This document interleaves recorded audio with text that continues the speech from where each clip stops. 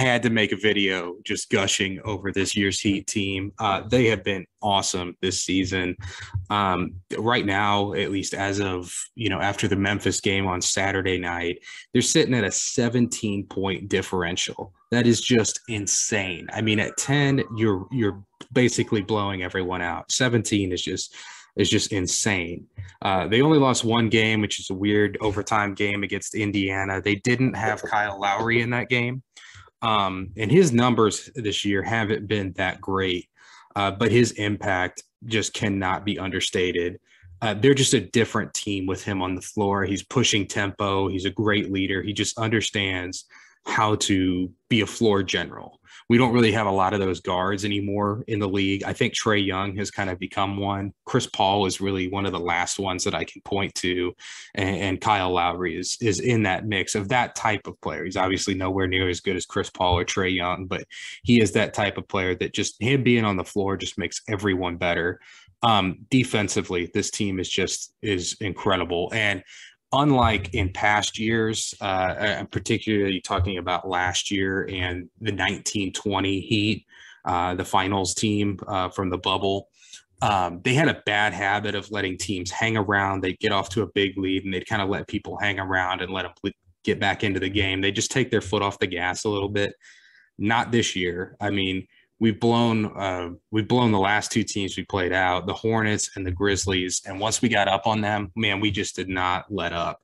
Defensively, they were just all over them from start to finish. I mean, up 25 points and we're still, rotating and swarming and just, flying all over the court. It's really been exciting to see. The 1920 Heat were my favorite team to watch. I think this team could end up supplanting them, like as my favorite Heat team of all time, at least the ones that I've watched. I started really following this team in the 03-04 season. The 1920 Heat were my favorite. I think this 21-22 team could be even higher than that in terms of, just enjoying to watch. It seems like they really like playing together. They play hard. They move the ball. I mean, it's just good team basketball. And, with them getting off to such a great start, I think the exciting part is they really haven't shot the ball well yet. They got hot yesterday against Memphis, and that was really the first game where we've seen them shoot the three ball well. This is a good three-point shooting team, at least on paper. Duncan Robinson has been a complete disaster shooting threes. He just seems like he's lost his mojo a little bit, but he got it going yesterday. And once he saw a couple go in, it looked like the life came back in his eyes. Also, Tyler Hero has just been insane this year. He's looking like a strong candidate for most improved player or sixth man. I mean, he has been really important for them in terms of level of importance on the team. I mean, I still think that Bam, Jimmy Butler, and Kyle Lowry are more important, but he's the fourth most important player on this team, and he's the next group of guys, your fifth, sixth, seventh. They're not nearly as like the gap between Hero and them is a lot more than the gap between Hero and Jimmy, Kyle, Bam. It's just been great. Kyle Lowry in particular, I didn't really, I knew he was going to make a big impact. I didn't really see that to the degree that we've seen this year, the impact he's made. It's basically allowed Hero, Bam, and Jimmy to just focus on scoring, particularly Jimmy Butler. Like, he's had some monster scoring games already. And it's because he doesn't have to focus on like getting everybody else involved early on in the game. He can just focus on his scoring. Kyle Lowry can do that. He really hasn't looked for his shot much this year and hasn't really shot the ball that well. But just, they're really pushing the tempo. And I think a lot of that is owed to Kyle Lowry. One thing I've liked that Spoelstra's done so far is he always has two of either Jimmy, Hero, or Lowry on the floor. So there's always two playmakers. Hero is an underrated passer. And then obviously Jimmy over the last couple of years has kind of had to be the primary playmaker. And Lowry for the Toronto teams has always been, their go-to, point guard.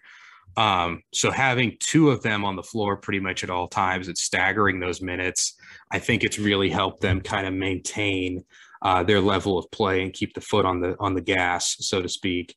Um, I do have some concerns with this team, mainly the backup point guard slot. I kind of talked about the Indiana game that we lost early on. They just kind of lost their mojo without Kyle Lowry. And it was clear, without him, we continued to bring Hero off the bench for that game and started Gabe Vincent. But it just really, without him, it was just a noticeable difference in the play.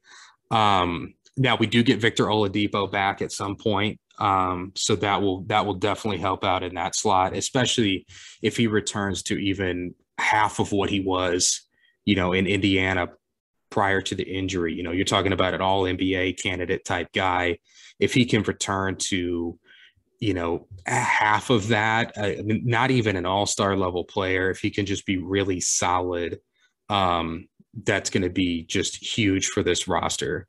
Also, we're rumored to be in the John Wall sweepstakes if he gets bought out in Houston, which I can't imagine anyone signing up and trading for that contract. They basically said they're just going to sit him until they can find a trade for him.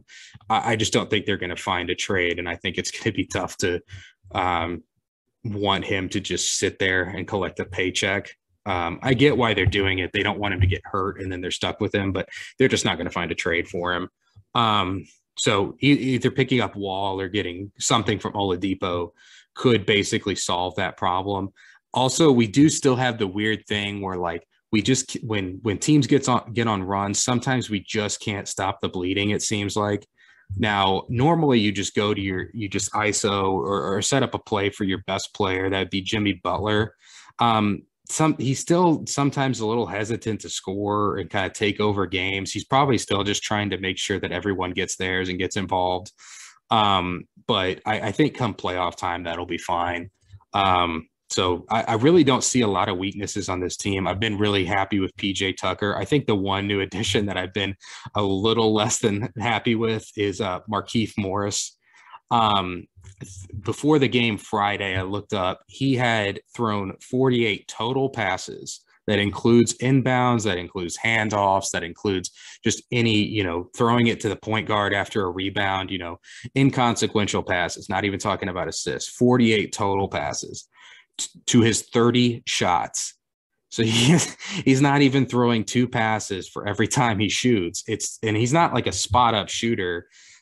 There was a play in last night's game where either Strus or Duncan Robinson, I can't remember, was just standing wide open under the basket, nobody within 10 feet of them. And he ended up just ignoring that. They kind of ended up running through the paint, and he took a contested mid-ranger over two guys. He's getting a little bit better, I've noticed, over the last two games. I don't have any numbers to back it up, but he seems more interested in, like, not shooting the ball every time he gets it. If we could find somebody to fill that slot, because I don't love the wing depth. I mean, he kind of has to play as like a stretch 4, kind of a 3 kind of a guy. I don't love him in that slot, and we don't really have a lot else to go to. But if he kind of gets it together, I still like his skill set, just maybe not his decision making.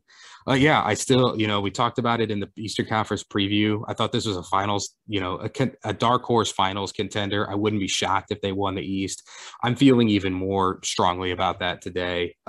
They have just been awesome this season, and the stuff they're doing defensively, that's always going to be there for them. It's not a case of guys are getting hot. They've really shot the ball pretty poorly to start the year, but it hasn't really mattered.